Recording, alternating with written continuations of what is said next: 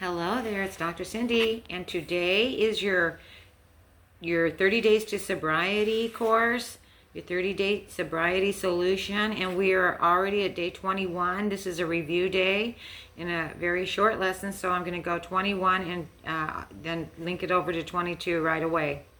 So this is day 21 and 22, or maybe I'll keep them separate, I'm not sure yet. Anyways, day 21. Okay, and using the secrets of advertising to create an unshakable belief in yourself and your dreams. And Matthew Perry says, the thing is, if I don't have sobriety, I don't have anything. And Matthew Perry has passed away.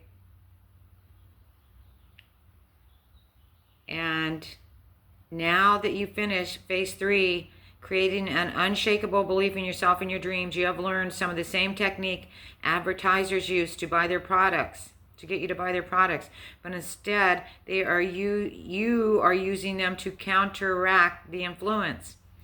In 2013, U.S. advertisers spent more than $2 billion on advertising alcohol.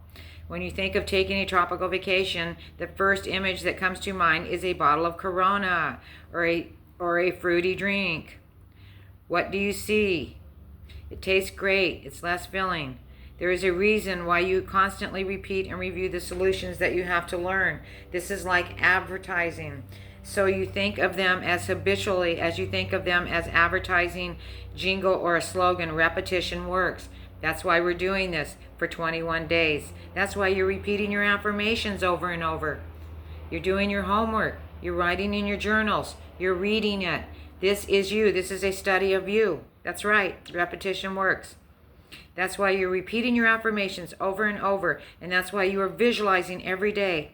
When you create and constantly focus on the mental images of the outcome you want in your life and link them to a strong emotion, you are using the exact technique as the makers of the Corona commercial, as Coca-Cola commercials, as all the commercials. But instead of linking the feelings of relaxation, joy, and pleasure you experience when you're on a vacation to a bottle of booze, you are linking the feelings of relaxation, joy, and pleasure to your experience of being sober. Voila! We're switching it up, folks. These are mind games, I told you. Through constant repetition over time, these advertising jingles become embedded in your subconscious, leading you to make choices without your conscious awareness. Just like the mind buyers whose purchases are influenced by the nationality of the music being played in the store that we mentioned on day 12. And what about all the alcohol commercials linking socializing, laughing, having fun with friends, always over a glass of beer or wine? The bottom line is that you are now empowering the use of the same techniques that the advertisers have spent billions on and thoroughly tested through their advertising campaigns, and we're giving it here to you for free. You're welcome. In phase 3, you learned how the law of attraction affects your daily life. The importance of practicing gratitude and appreciation every single day, and how the questions you ask shape your future. And perhaps most importantly, you now have a deep understanding of your negative thinking patterns and how to release and replace them. On the companion website, we review each of these key concepts and also share another special video from us. You will find this week's bonus solution, the frequently asked question solution, which includes answers to the most frequently asked questions we get from our sobriety coaching clients. You'll find answers to questions you didn't even know you wanted to ask without having to pay thousands of dollars for coaching clients. You're getting it all here for free, my friends, and on the website. Make sure you visit that website, http://day21.solutions, to get started right now with phase 3 review. That's it for phase 3. Okay? Now, cultivating courage and positive relationships to thrive in your mind, body, and spirit. Every significant vital sign, body temperature, oxygen rate, oxygen consumption, hormonal levels, brain activities alter the moment you decide to do anything.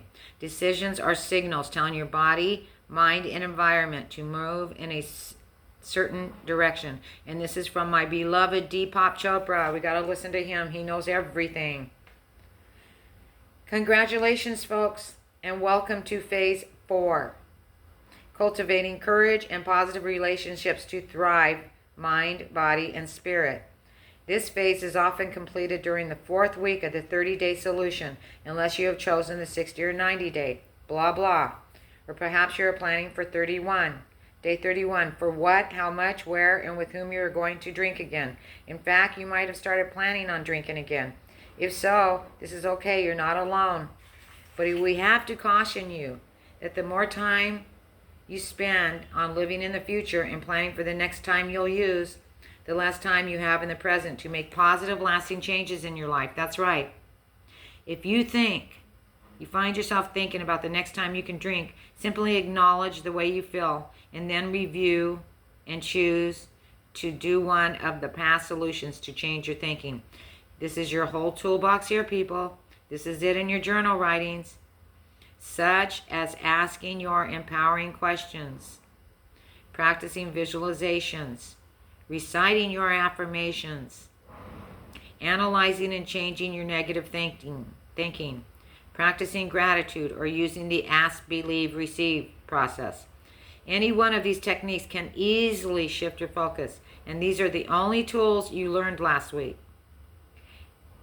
Imagine what you could accomplish when you're able to leverage all the tools in the 30-day sobriety solution. That's right, in phase 4, we're going to add some new transformational tools, even more. Today, you're going to tackle one of the most important topics of all, fear. Oh my gosh, fear. Did you know that fear of death, this is from Dr. Cindy that I just thought about in grad school, that fear of death is the biggest fear everybody has.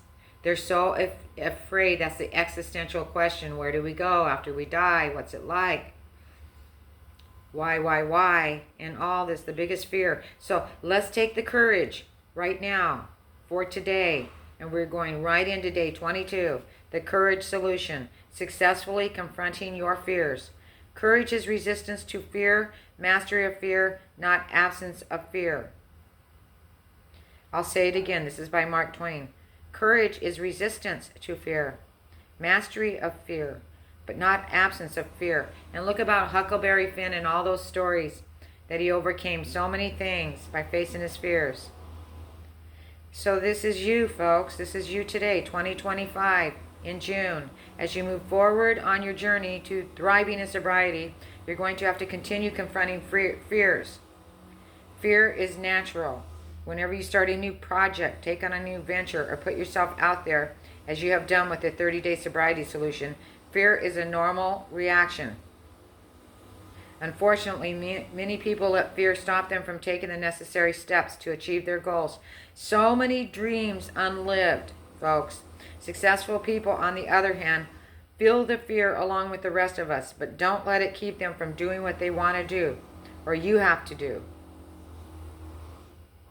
They understand that fear is something to be acknowledged, experienced, and taken along for the ride. Today, we'll cover how to let go of fear, so that living a courageous life, living in sobriety, comes naturally. I just heard this from a monk. Let's see if they bring it up here in the writings. But what did he say about fear? Let go of fear. Well, it'll come back to me, and when it comes to me, I'll let you know. Okay? The courage solution. You have to face your fear, and to do the same with anger. Do the same with jealousy. Do the same with hatred. And a significant point to remember is, if you witness anything, fear, anger, hate, if you simply watch them arise without any judgment or condemnation, they will disappear, leaving a tremendous amount of energy that you can use for creativity. Oh my God, everybody taking a deep breath for this. When we let go of our fears, we replace them with creative energy. Oh wow, I could use some. How about you? When we let go of our fears, you know the saying, nothing to fear but fear itself.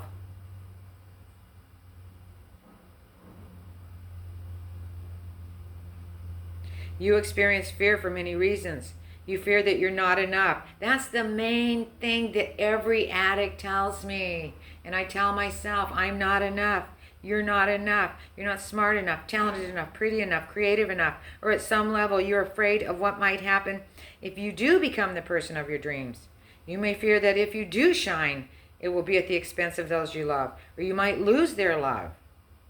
You might be afraid of the unknown, afraid of change. And of course you're afraid to fail. However, your deepest fear may be of your own brilliance and power. Best-selling authors and spiritual teacher Marianne Williamson captured this best when she wrote, "Our deepest fear is not that we are inadequate. Our deepest fear is that we are powerful beyond measure." We used to read this lady's quote right here in grad school. "It is our light, not our darkness, that frightens us." We ask ourselves, who am I to be brilliant, gorgeous, talented, and fabulous? Actually, who are you not to be? You are a child of God. Your playing small doesn't serve the world. There is nothing enlightened about shrinking so that other people won't feel insecure around you. We are all meant to shine as children do. We're born to manifest the glory of God that is within us. It is not just in some of us, it is in all of us, the light. And as we let our own light shine, we unconsciously give other people permission to do the same. As we are liberated from our own fear, our presence automatically liberates others. That's right, when we're being brave, we're like little monkeys. We follow each other's. Fear of your own brilliance and power leads you to complacency and comfort. You stay in your comfort zone. You don't try for a new job, a new friendship, a new tool to get sober. You don't try anything new. You don't put yourself out there. So you trick yourself into believing that taking the comfortable approach serves you. It's just like you're zoning out on your life. I've done it a million days, people. On day two, you learn that change comes at the edge of your comfort zone. That's right on the edge of it. You may drink excessively because on some level you're afraid of letting your own light shine. Imagine that. Take in a deep breath, folks. But when you have the courage to face your fears, which you have demonstrated by making it this far, the 30-day sobriety solution, not only is achieving your own dreams possible, but you give hope, inspiration, and permission to those around you to also reach their dreams. And I will never forget in grad school or undergrad, the teacher wanted us all to get up and do a lecture, a speech or something like that. And this was to face your fears on public speaking. And guess how many people didn't show up to class that day? Quite a few. And I went up there and I made the biggest fool out of myself. I forgot everything. I was speaking with somebody and I started disagreeing with them on the stage. It was just a nightmare. But you know what? I got up there, I suited up, and I faced my fears, and I couldn't believe how many people that have the highest self-esteem, it looks like on the outside, are afraid to get up there and look foolish. That's the one fear we have to get over. Fear is like a chameleon that can be a wise guide in one moment and a terrible tyrant the next. Respect fear, but never let it be your master. If physical danger is involved, listen well. If psychological danger challenges you, then do what you fear the most. Live as a peaceful warrior. I love those words, peaceful warrior. That's by Dan Millham, author of The Peaceful Warrior. I remember that book too. There are two types of fear. There's the rational fear of mortal danger, where something threatens your survival. You better damn well listen. Something as stumbling upon a rattlesnake in the path, or seeing a car ahead of you weaving in and out of its lane. Recognizing dangers puts you on alert so that you can protect yourself and others. Now, the other type of fear, the one that keeps therapists in business, the type of fear is psychological or irrational fear. You experience more often, such as the fear of public speaking. What did I say? The fear of asking someone out, or the fear that comes up when you think of never drinking another drop of alcohol or taking drugs again. This type of fear is self-created and self-sabotaging. And if we self-created it, we can self-uncreate it. That's right. It creates stress, anger, resentment, and other negative emotions. Today is about facing your irrational fears. The ones that are really holding you back from getting what you want. Think about an anxious dog or even a child that has a lot of anxiety. And all you want to do is calm that dog down. Get that child straightened out. Well, what about yourself? What about all those fears you mask because you're an adult now, so you can't show them? You can't go hide in a closet anymore. You can't throw fits of hell. Okay, what about that fear? Who's going to deal with that? That's you. You're your own job, and getting clean is part of it. You're not hiding anymore. You're not drinking yourself numb. Okay, you're not escaping yourself.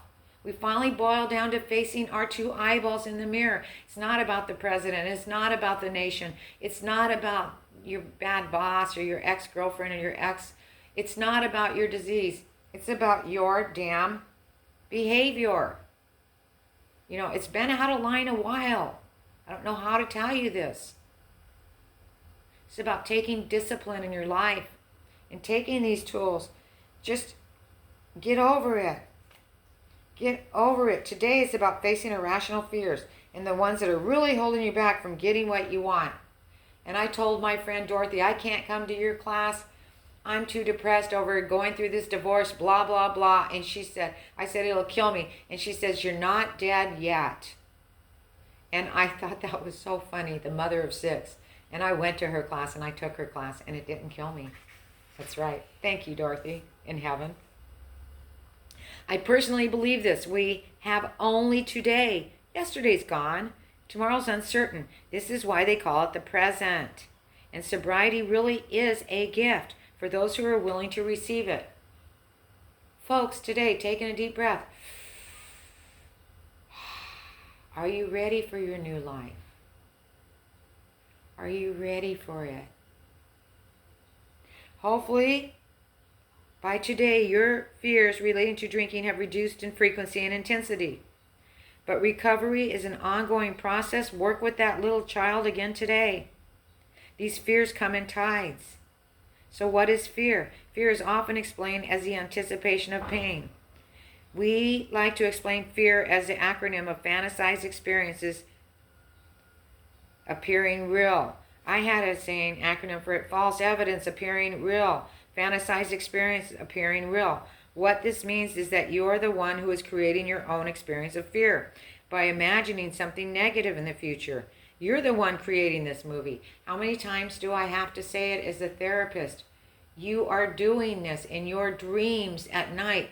You are both the perpetrator and the victim, okay? Because your brain cannot tell the difference between a real event and a vividly imagined event. You actually experience the fear as real. The fear is real in your body. You want to remember that you are 100% responsible for creating the fear by imagining the negative future event. As Eckhart Tolle reminds us in his book, The Power of Now, unease, anxiety, tension, stress, and worry are all forms of fear, are caused by too much future and not enough presence. We're afraid. We're anxious. We're going somewhere. We need to control things. We need to get everybody together. We're mothers. We're fathers. We need to have the money. You are using the power of your creation of imagination to scare yourself. But the fear is not real because you have no real way of knowing what the future will bring. Oh, take a deep breath for this one. The unknowing. Somebody was asking me the other day, what are you going to do when your boyfriend passes? Where are you going to work? Where are you going to live? And yes, all of these things are on my life, but this friend of mine, this well-meaning friend, was creating fear. And how many of us have fear if we don't know where the future is, or where the money's coming from, or where we're going to live? And I have looked at it like excitedness. Not apprehension, but full throttle excitedness. Okay? Don't use your imagination to scare yourself. Fear is not real because you have no way of knowing what the future will bring. I love that. This type of fear is not rational. For many years, Dave was convinced that getting sober would negatively affect his career, his happiness, his friendships, his social life. This irrational fear immobilized him from taking serious steps to getting sober. Even when he did take action, he really only had one foot in because deep down he was afraid of the pain he believed he would experience if he was sober. When he finally did get sober, he realized how misguided and irrational his fears had been. Today, Dave's career and his social life are flourishing. And the real love he experiences is his relationships with his wife, children, family, and friends. And clients, they're unimaginable. During his drinking years, he said it was unimaginable to have these relationships. But think about this. If he had visualized sobriety as a powerful and happy, as you learned to do in day 15, he would have been using his mental power of visualization to motivate himself instead of scare himself. See, it's better to be motivated into getting clean and staying clean, not afraid. You do nothing out of fear, okay? Fear, false evidence appearing real, right? Fear of failing, yet again, there's no such thing as failure. Mistakes happen in your life to bring into focus more clearly who you truly are. That's by Oprah. Failure is an emotionally charged word, loaded with negative connotations. This is especially true with problem drinkers. Most likely this isn't the first time you have tried to change to stop your drinking, and in the past you may not have succeeded, or you wouldn't be saying I failed.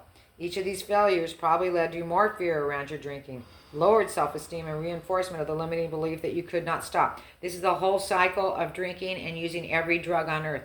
Well, I failed before, I just can't do it. Why try again? Or I'll say I'm going to quit, but we all know I'm going to slip up and fail again. And you hear that, and you hear your family say, you're such a loser, you always fail, you always lie. Here you are again. And so it's just a self-fulfilling prophecy. You remember, Dave was a high performer at work, yet for almost a decade he attempted to quit, and it all ended in failure. Even though he had many accomplishments in many areas of his life, he felt like a failure. He didn't understand why he couldn't stop drinking when he no longer wanted to. He reached the point where he was afraid to let anyone know he was going to try to stop again, just to be called a failure. Now, here's what I like to think about: failing forward. Dr. Cindy has failed forward her entire life. And Thomas Edison said, I did not fail. I found that more than 10,000 ways that won't work. Every work attempt discarded was another step forward. And this is why we have the light bulb today, people. Many people fail to take action because they're afraid to fail. Yet failure is an important part of the learning process. Failure is just a way we learn by trial and error. Success is the result of good judgment. And good judgment is the result of experience. That's right. And experience is frequently the result of bad judgment, which leads to failing. Therefore, failure is necessary. All it is a guidepost. If you tried and effed up, try again.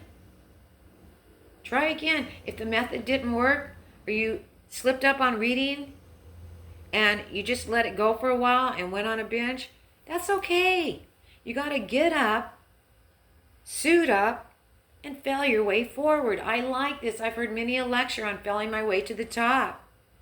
These people didn't succeed their way to the top, people. They failed their way to the top. Esther Earle, the girl who died at the age of 16 from thyroid cancer, and inspired the book The Fault in Our Stars by John Green.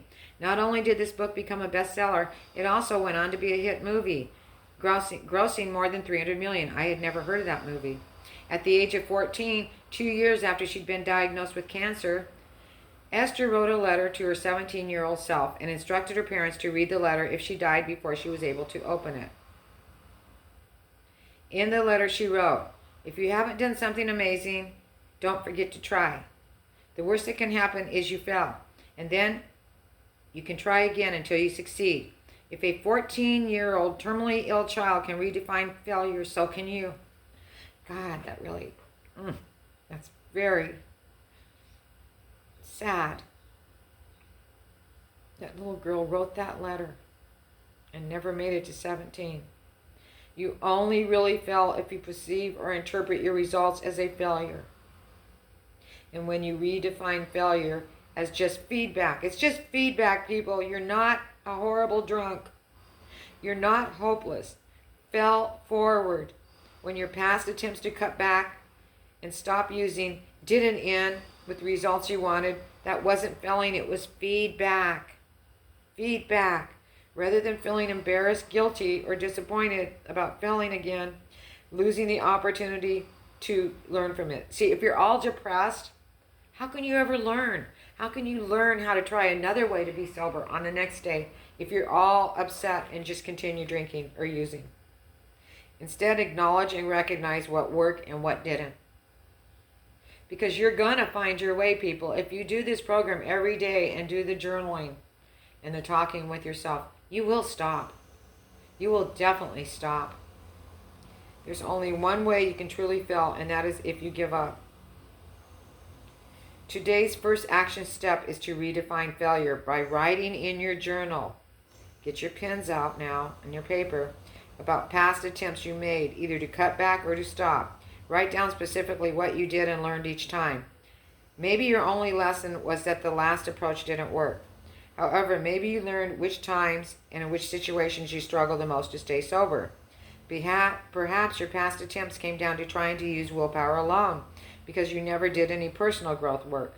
Or perhaps you discovered something that actually worked for a while. Good for you. For example, Dave tried to quit drinking by using what is commonly referred to as the marijuana maintenance program, which consisted of replacing alcohol with marijuana. It didn't work. He also used a strong willpower to quit for weeks, and even once for months. But although the times he was constantly thinking about and planning when to drink again. In each of these examples, Dave learned that unless he dealt with the root cause of his drinking, he would always come to drinking or using other addictive substances. He also learned that his willpower was a great asset he could use in early sobriety, but the key to thriving in sobriety was to do the personal growth work that dealt with the root cause. This is getting rid of your limited beliefs, cutting the cords to your parents, maybe they're codependents. This is to do with healing your past. This is to do with dealing with your PTSD. The root cause of why you started using was you felt shame that you weren't enough. That was it, period. After completing the action step, take a second to acknowledge what you learned and congratulate yourself for taking action and getting feedback. Okay? Hannah failed forward. She says, I don't like sober life. I love it. Even though I have an occasional drink, the 30-day solution has taught me how to never let alcohol be the negative and dominant force in my life that it was for decades. That's right, people. When you cannot be triggered by alcohol, it's just there, it's just a substance. Drugs are just there, they're just substances. Everything is just there. You can be around it, you can be around food. If you were a food addict, you can, change your subconscious thinking. There's so many things that you can just change. You have to replace the drinking with feelings of self-esteem and something to do in place of using every night. That's right. Now, when Hannah was 12 years old, her parents divorced. She responded like most adolescents, becoming more independent. This included drinking for the first time. And from that moment on, she loved alcohol. She got drunk whenever she could as a teen. And one night, while drinking, she met her future husband. From a drinking perspective, they were a perfect match, and they started living together soon after she graduated from high school. By the time Hannah was 30, she was a single mother of 3 and had a nightly drinking habit that always ended with her being drunk. How many people grab that bottle of wine at night? For the first time in her life, she was ready to face her drinking, and she attended an AA meeting. She managed to string together 3 months of sobriety. Even though she learned many valuable lessons over the months, she struggled with the concept of always focusing on not being drunk. Eventually, she returned to drinking, slowly at first, but within months, she was back to her nightly drinking. For several years, almost every month, Hannah tried a new way to stop. In her mid-40s, even though she had created a good life in many ways, she just couldn't stop. She owned a successful hair salon. She had become a certified neuro-linguistic programmer, practitioner, an alternative type of therapy to understand human behavior, and ran a small life coaching business. She had an open and honest relationship with her children, acknowledging her drinking problem with them and sharing her desire and attempts to quit. But every night, she returned home with one thing on her mind, alcohol. And every night, she would drink almost 2 bottles of wine or half a liter of vodka. And then one day she came across the 30-day sobriety solution. I felt like the 30-day sobriety solution was breathing life back into me. Every day I learned new tools and techniques that actually worked. I was finally able to imagine a happy life without alcohol, something that had always escaped me. And one of the surprising results was that for the first time in my life, I felt like I was not alone, even though I was doing the program alone at home. Hannah believed that she had found the solution to her lifelong drinking problem, but she still found herself struggling with two people battling out inside her. The person who depended on alcohol to live and cope with life, and the new person who was sober and happy, but had never really had a chance to exist since she was 12. Hannah said, I was scared, but who I was without alcohol. And now that I really saw sobriety as a possibility, it became even more scary, and so I let the fear lead me back to where I was safe, drinking. The first 2 times Hannah began the 30-day solution, she let her fear take over and gave up before she was finished, but Hannah knew that she had to be persistent, and she was not the same person she had been before the program. So when she started the 30-day sobriety solution once again, she discovered that saying, 3rd time's a charm, was true for her. The 3rd time through the program was amazing. This time I was able to finish it. And on the other side, I found my happiness I had been searching for my entire life. My new story is exciting and full of unlimited potential. I have rediscovered my passion for music, dancing, and laughing. I finally know what it feels like to be truly in love. I met a wonderful, supportive, and loving man, one that alcohol would never have let into my life, and we recently became engaged.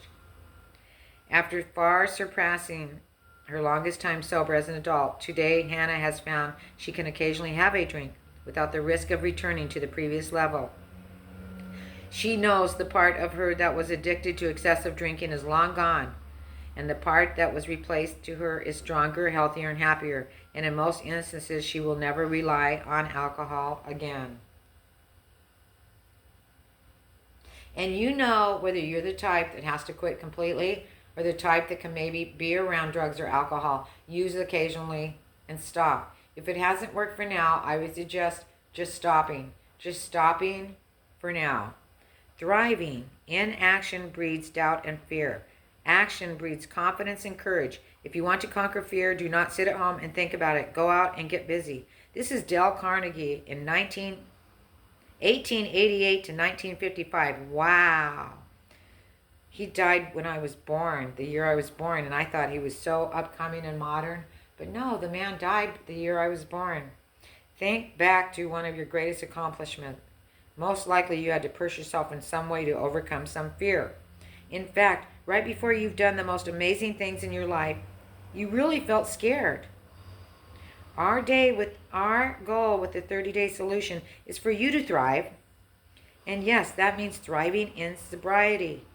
But it goes beyond just cutting back or quit drinking. The key to thriving in sobriety is thriving in life.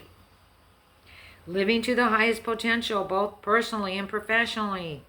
To thrive, you must grow. And not just for 30 days. Growth is a lifelong process if you want to be happy and fulfilled. And what is necessary to keep growing? Action!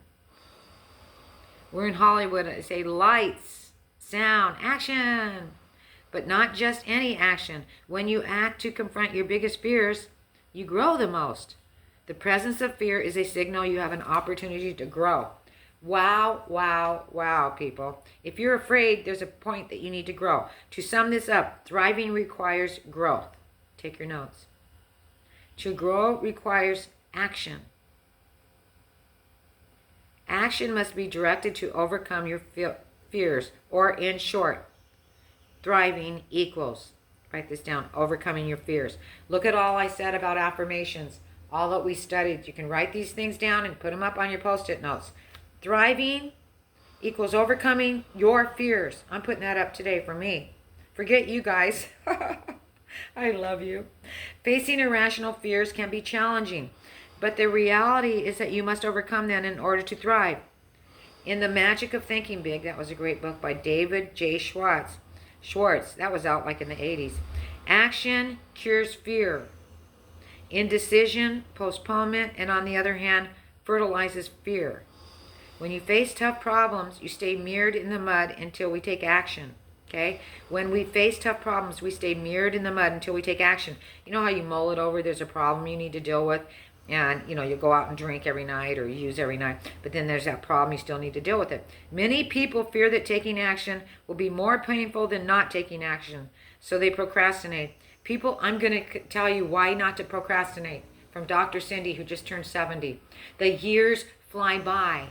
And you can keep saying, I'll do it next year, or I'll stay here for another year, or I'll stay in this job another moment, or I'll stay with my kids another day. And this procrastination feeds the fear. You get old. You look back at all the pictures and think, why were we busy snapping pictures? Why? The solution is to just get going, take action. Even the smallest step can break the cycle. Let's look at the equation in relation to your problem using. Every problem user fears cutting back or quitting drinking for one reason or another.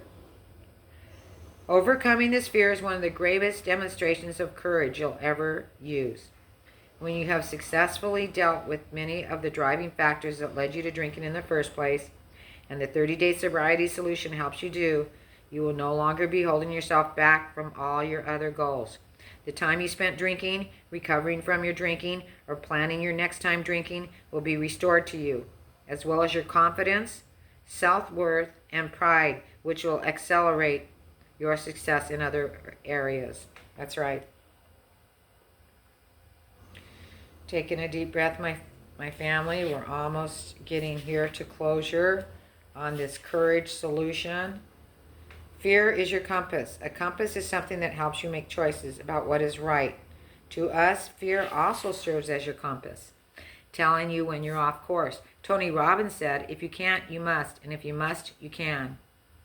We agree. Wow, Tony Robbins, let's say it again. If you can't stop drinking today, you must. And if you must drink today, you can stop drinking, right? We agree.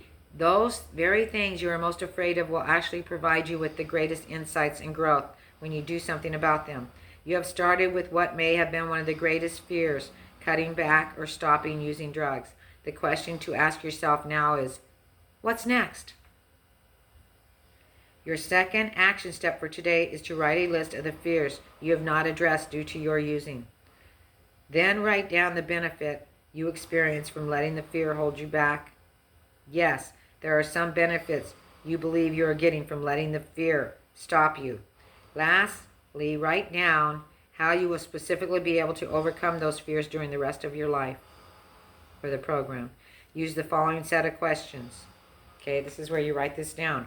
What would I do if I wasn't afraid? Oh, I love that, people. I have used that for years. Don't let me get carried away. What would I do if I wasn't depressed? If I wasn't afraid that Steve's going to pass away and I'm going to be alone, without employment, without a place to live? What is going to happen to me? Okay? This is what goes through my mind. But here's what I tell myself every day. What would I do if I wasn't afraid? I would be the best darn care provider you ever saw. I would plan my future now jubilantly. I would enjoy this wonderful Hollywood Hills apartment while I have it and not worry about the future. Like my friend was saying, what are you going to do? Not worry about the future, okay? What would I do if I wasn't afraid? Dr. Wayne Dyer turned 65 and gave away everything because he realized he didn't want all the material. He even put his shoes to the side. It was really funny. If you ever want to listen to somebody to change your beliefs, listen to Dr. Wayne Dyer on YouTube and you'll really get motivated. So, fear. Up until now, I have been afraid to explore a new career opportunity. Up until now, I have been afraid to explore new career opportunities. Okay? What benefit have I been getting from letting this fear stop me? The benefit of letting this fear control me is that I don't have to update my resume or be at risk for being rejected for the position. See? See? What would I do if I had no fear? Overcoming. I'm excited to explore a new career. because now that I am clean, I have more time and energy, and I am performing at higher levels. I also have a deeper understanding of my strength and what I really want in life. And I can now use some powerful techniques I am learning to help me succeed in my interview and my new career. What would I feel experience if I took action? What would I feel and experience if I took action today? Feelings. Exploring different career opportunities make me feel happy, successful, excited, and alive. Remember, your problem drinking has probably held you back more than you realize. Dave always knew deep down inside he was meant to motivate and inspire others, but the idea of it scared him, not only because his existing job felt so safe, but because he also knew he couldn't do it while he was using. Dave had also wanted to be fit and healthy, but again, the fear of having to stop him to committing. He also wanted to be more active in his kids' lives and coach their sports, but he was afraid the time committed would interfere with his using. But once Dave removed the drinking from his life and addressed the underlying causes of his drinking, he was able to accomplish all of the goals and many others that he had buried beneath his drinking. Within a year, he lost 60 pounds. He ran a 70 miles in a weekend marathon. Within months, he was coaching his older daughter's basketball team. He started taking steps to build a new career, including developing the program that became this book. Wow, Dave, your fear signals your opportunities, and when you conquer your fear of significantly cutting back or quitting drinking, you will discover how easily and quickly you can overcome other fears that have held you back. Just say yes. Without fear, there cannot be courage. Just like the Nike commercial, just do it, people. Before you can save your fears, you have to be aware of them. You may have accommodated a fear for so long that you just assume the way you are acting is natural and not normal as it is as fear. For example, if you have a fear of rejection, you may automatically avoid social situations where you won't be able to use, okay, to lessen your anxiety. Perhaps you rationalize and say, well, I'm just introverted. But if you were honest to explore, you might discover that you have become so accustomed to letting your fear run the show that you don't even notice that you're on autopilot when making these decisions that keep you from experiencing and facing your fears.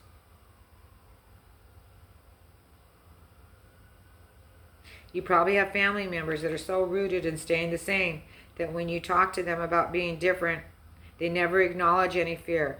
There's no option for convincing them otherwise. You can look at this as a subconscious response in reaction to the idea of doing something outside the normal behavior. Most people are like that. They don't like change. This is because they become stuck. You know how we get comfort zones? We eat at a certain time. We eat the same foods. We go on the same route home. A lot of it is because we don't want to think up new stuff.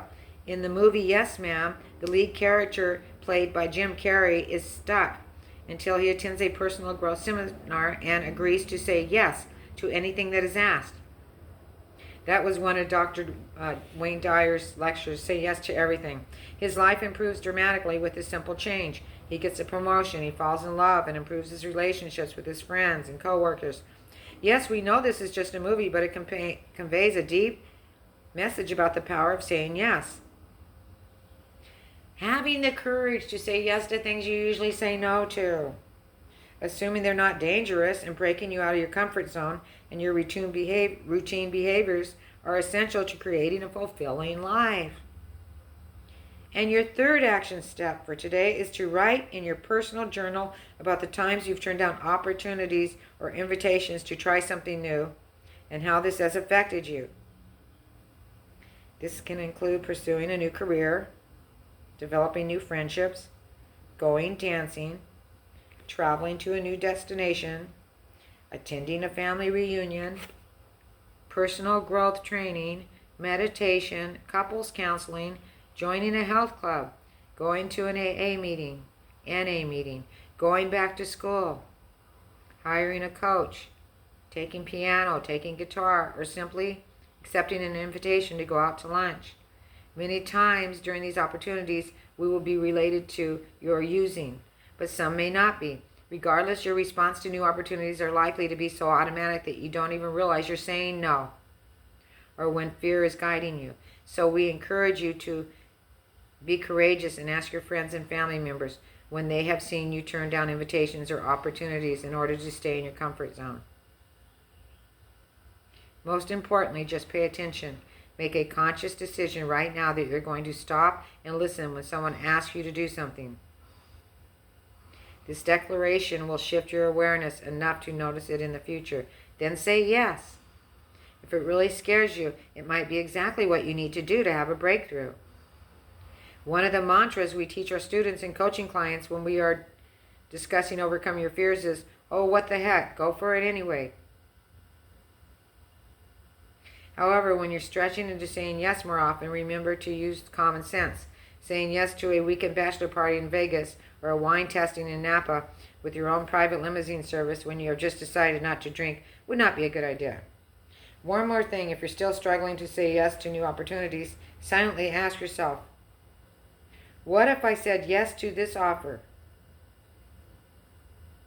Then pay attention to the feelings. Sometimes just asking the question is enough for you to recognize fear and not let it take over. Now, your personal barometer for measuring fear, the danger lies in refusing to face the fear. It's not daring to come to grips with it. If you fell anywhere along the line, it will take you away your confidence, and you must make yourself succeed every time. You must do something that you think you cannot do. And this is for the lovely Eleanor Roosevelt. She had so much wisdom. She has said so many great things. So I'm going to repeat this by her because it's so important. We're almost done to your action steps. The danger lies in refusing to face the fear, not in daring to come to grips with it. If you fell anywhere along the line, it will take you away your confidence. Oh my God. I think about the way I felt that day when I didn't go to the movies with everybody. Stayed home and sulked. You know what? For years after that. You must make yourself succeed every time. You must do the thing you think you cannot. Do you remember the first time you drove a car? What about your first date or your first kiss? Or when you first took the stage in a play? Or stepped onto the court? Or went to court? You probably felt at least some fear in these experiences, which include physical response. Your body reacts by pumping adrenaline into your muscles, your breathing, your heart rate increase, pumping your blood more through your body. If you think about a future speaking engagement, when you get up in front of thousands of people, you may experience fear, like we were talking about. Psychologically, you'll have the negative what ifs. What if I completely freeze? What if the presentation doesn't work? What if I mess up and my manager wants to fire me? People, I was at the high school graduation. These kids got up there and spoke, and they messed up and they fumbled, and one girl started crying hysterically and one girl started laughing. But you know what? They were in a place of acceptance, and they just got up and continued. You might feel a sunken pit in the bottom of your stomach or tension in your jaw, okay? Your mouth might be dry, may be hard to speak. In order to acknowledge your response to fears, you must be aware of them. Your body is a barometer for emotions, and as you are getting better at reading your barometer, you will get better at responding to the fear. So become aware of your body. The fourth action step for today is to take some measurement.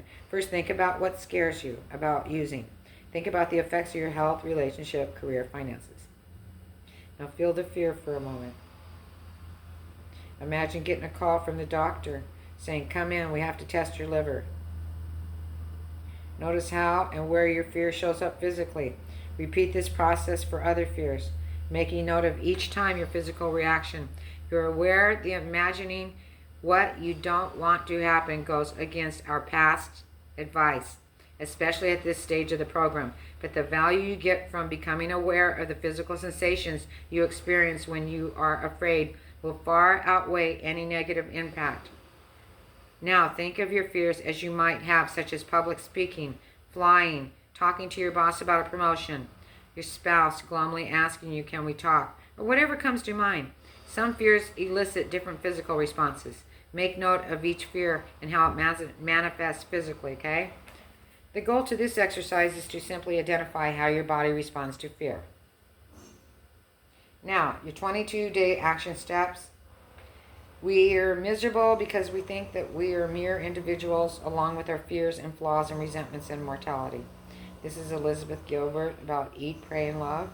We're miserable because we think that we are mere individuals along with our fears, flaws, resentment, and mortality. You're not alone. The experience of fear is universal, but how you respond to fear is individual. When you face your fears and use the tools we've been teaching you, you develop courage and confidence, and thriving in sobriety will become your reality. Let's say that again. When you face your fears and use these tools, have faith. Guys, have faith. You develop courage and confidence, and thriving in sobriety will become your reality. Now, write down again your past attempts to cut drinking. Brainstorm as many as your past attempts as you can think of, and failures as you can recall. What did you do? What did you learn? How did you fail forward? Okay? Now write down your using fears, how you will overcome them, and how you will feel. Write down each fear you have related to your using and that you need to yet overcome. Then write down the benefits you have experienced by letting the fear run you. For instance, if you're afraid that you won't be able to deal with stress without drinking or using, the benefit you have by letting this fear run you is that you probably do give yourself permission to temporarily forget the stress in your life. Last, write down how you will overcome those fears now and how it will feel to you when you do that. Be sure to refer back to the text of questions to ask yourself. And then the next one, say yes. Think about times when you've said no automatically to people and just start saying yes. If somebody says, hey, you want to take a walk? One of your neighbors, and you don't know them that well, but take a walk. Something that easy, okay? Recognize, acknowledge, and embrace the presence of fear. Write down how your body reacts to fear, including fears specific to your drinking and other general fears. Remember, fear is your compass, so follow it. When you feel the fear, acknowledge it. There's a book, Feel the Fear and Do It Anyways, and I've used that book for years. When you feel the fear, acknowledge it. Be thankful for it showing up, and then ask yourself, what would I do if I wasn't afraid? And do that. That neutralizes the fear, false evidence appearing real. On the companion website, you will find famous and entertaining videos on the fear of failure. Very good. Be sure to visit it on http://day22 solutions.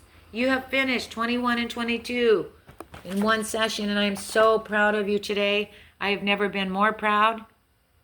I hope this worked for you. We gave you a lot. Just take your time today, deep breathe, let it sink in, and have a blessed day. I love you. I will see you in your dreams.